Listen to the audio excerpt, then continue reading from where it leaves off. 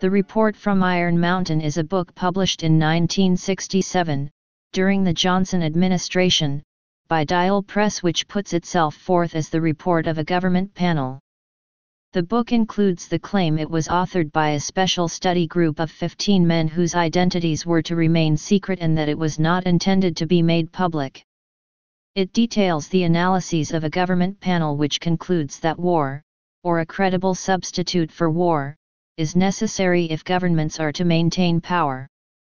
The book was a New York Times bestseller and has been translated into 15 languages.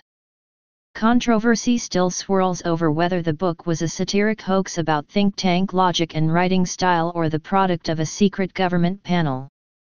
The document is a favorite among conspiracy theorists, who reject the statement made in 1972 by satirist Leonard Lewin that the book was a spoof and that he was its author. Publishing history. The book was first published in 1967 by Dial Press, and went out of print in 1980.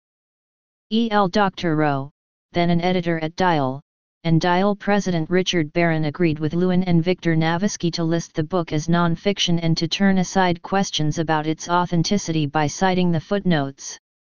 Liberty Lobby put out an edition c. 1990, claiming that it was a U.S. government document, and therefore inherently in the public domain. Lewin sued them for copyright infringement, which resulted in a settlement. According to the New York Times, neither side would reveal the full terms of the settlement, but Lewin received more than 1,000 copies of the bootlegged version. Likewise, an edition was brought out in 1993 by Buccaneer Books, a small publisher reprinting out-of-print political classics. It is unclear whether this was authorized by the author. In response to the bootleg editions, Simon & Schuster brought out a new hardcover edition in 1996 under their Free Press imprint, authorized by Lewin, with a new introduction by Navisky and afterward by Lewin, both insisting the book was fictional and satire, and discussing the original controversy over the book and the more recent interest in it by conspiracy theorists. A new paperback edition was published in 2008. Contents. According to the report, a 15-member panel, called the Special Study Group, was set up in 1963 to examine what problems would occur if the United States entered a state of lasting peace. They met at an underground nuclear bunker called Iron Mountain, as well as other, worldwide locations, and worked over the next 2 years. A member of the panel, one John Doe, a professor at a college in the Midwest, decided to release the report to the public. The heavily footnoted report concluded that peace was not in the interest of a stable society, that even if lasting peace could be achieved, it would almost certainly not be in the best interests of society to achieve it. War was a part of the economy.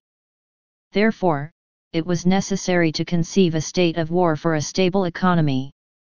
The government, the group theorized, would not exist without war, and nation-states existed in order to wage war. War served the vital function of diverting collective aggression. They recommended credible substitutes and paying a blood price to emulate the economic functions of war. Prospective government-devised alternatives to war included reports of alien life forms, the reintroduction of a euphemized form of slavery consistent with modern technology and political processes, and, one deemed particularly promising in gaining the attention of the malleable masses, the threat of gross pollution of the environment. Reaction by Lyndon Johnson. U.S. News & World Report claimed in its November 20, 1967 issue to have confirmation of the reality of the report from an unnamed government official, who added that when President Johnson read the report, he hit the roof and ordered it to be suppressed for all time. Additionally, sources were said to have revealed that orders were sent to U.S. embassies, instructing them to emphasize that the book had no relation to U.S. government policy. Hoax or real? When it was first published, controversy surrounded the book over the question whether it was a hoax or real. In an article in the March 19, 1972 edition of the New York Times Book Review, Lewin said that he had written the book. The book was listed in the Guinness Book of World Records as the most successful literary hoax. Some people claim that the book is genuine and has only been called a hoax as a means of damage control. Transaction devoted an issue to the debate over the book. Esquire magazine published a 28,000-word excerpt. In a remembrance of E.L. Doctorow published in 2015 in The Nation, Victor Navisky asserted his involvement in creating Report from Iron Mountain, naming Leonard Lewin as the main writer with input from economist John Kenneth Galbraith, two editors of the satirical magazine Monocle, Marvin Keatman and Richard Ling-Eman, and himself.